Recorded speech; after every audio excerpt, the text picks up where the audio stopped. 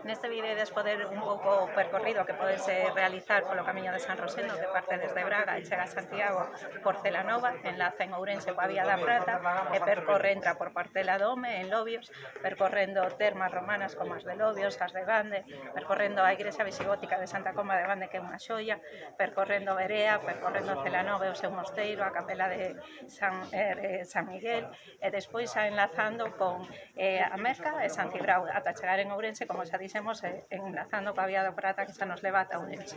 Ímolo disfrutar, Mónica.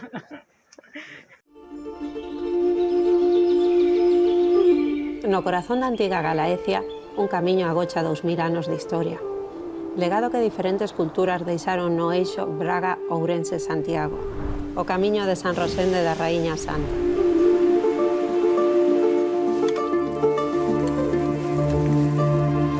Portela do Home, a porta de entrada que abriron os romanos, trazando unha rede de calzadas que percorreron nobres e reis, campesiños, relixiosos e peregrinos camiño de Compostela.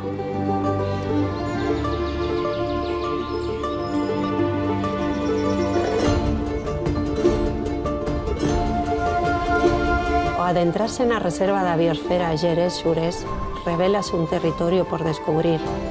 Soutos centenarios, augas termais, fervenzas cristalinas, tesouros ocultos que sorprenden.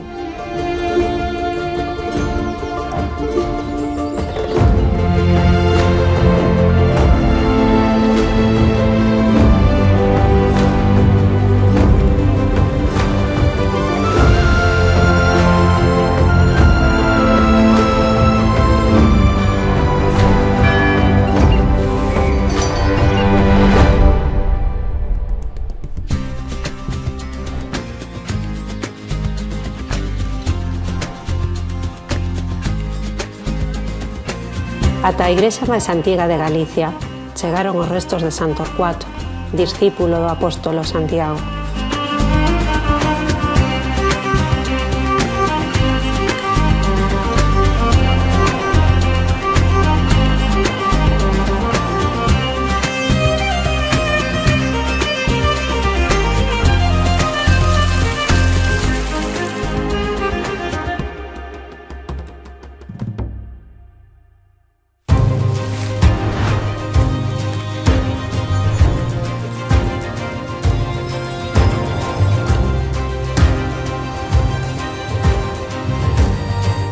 Achegámonos a orixe, o lugar onde todo comezou. Pedra, paz, espiritualidade. O corazón dun camiño, símbolo da hospitalidade dun bispo que soñaba con ser monxe, alimento para o corpo e a alma. Rosendo, poderoso e influente.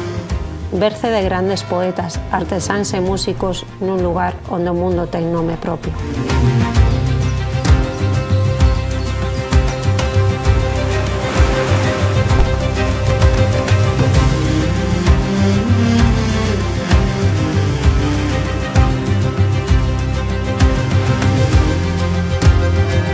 Camiño de San Rosendo, símbolo da unión dun pobo orgulloso do seu pasado en común, que mira con esperanza ao futuro.